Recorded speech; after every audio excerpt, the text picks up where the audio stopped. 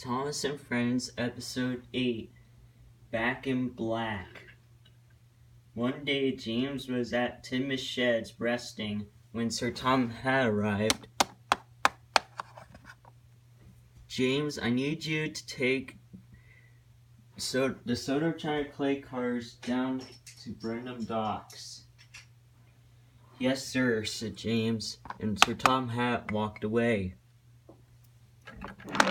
Normally, James wouldn't want to pull trucks, but today was not an exception, and he raced away. James was racing down the track when he saw two logs on the track.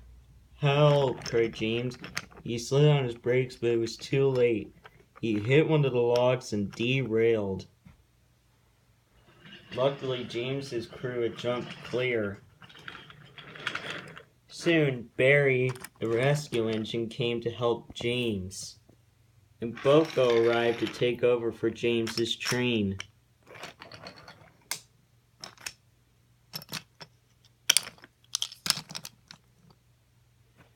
Barry then took James to the steamworks to get repaired.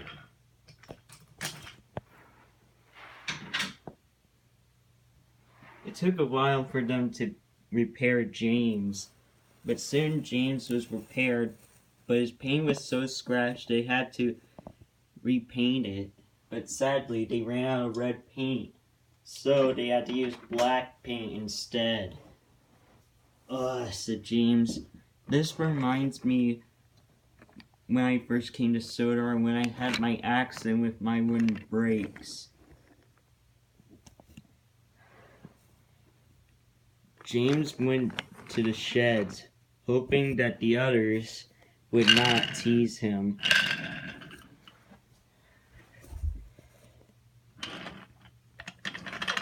James arrived at the sheds.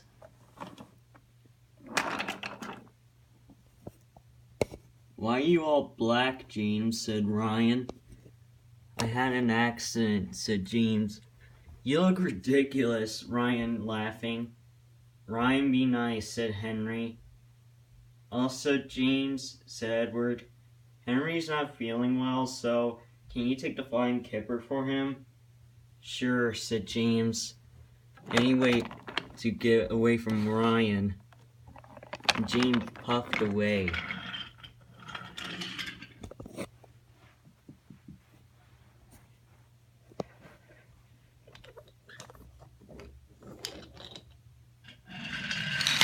James arrived at Brenham Docks and coupled up to the flying kipper. The guard blew his whistle, and James puffed away through the night.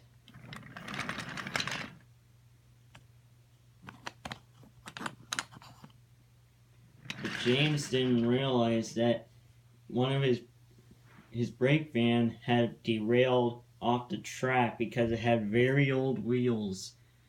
It was now sitting on the points. James, on the other hand, didn't notice, and he also didn't know that he didn't have a brake van now.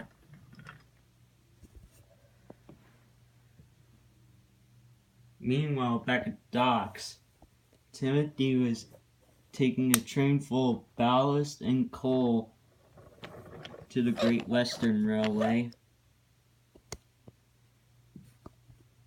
Timothy's lamp wasn't working so well. He didn't notice the brake van until it was too late. He hit the brake van and derailed off the track.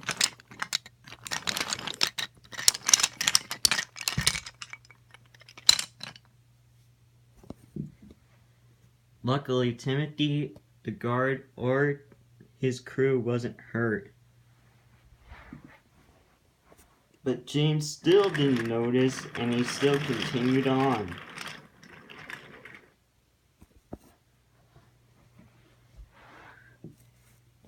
Soon James approached Gordon's Hill. The truck started to hold him back. But James didn't let them win. He started to go down the other side. James wanted to go slowly, but the troublesome trucks wanted to go faster. On, they cried. James soon realized he didn't have a brake van until it was too late. Oh no, cried James, help! James could see Brenham Docks up ahead and saw Timothy derailed. The signalman switched to points and James went down another line, past Timothy's wreck, derailed, and crashed into a tree.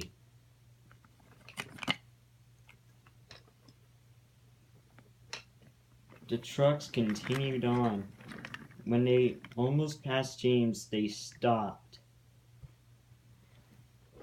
Derek arrived with the breakdown train, got James and Timothy back on the track,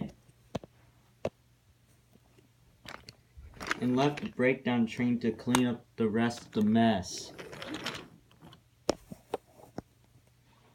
Derek then shunted James and Timothy into the work shed.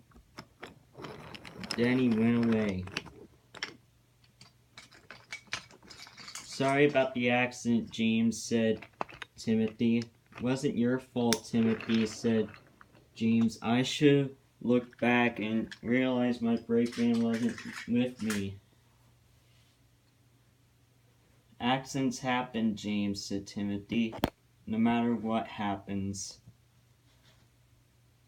I agree, said James.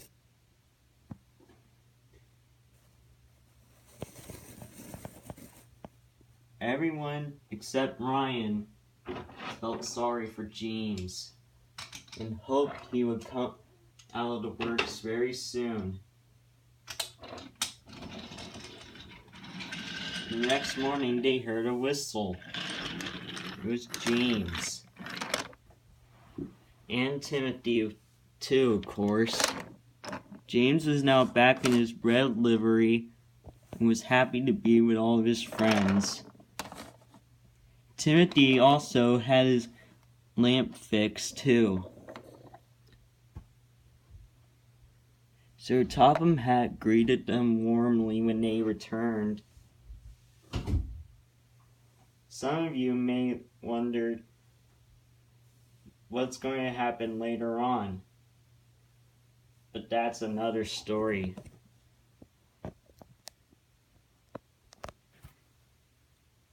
Is everyone present and accounted for? Logan's not here, Thomas. Here I am. So now, let's get down to business.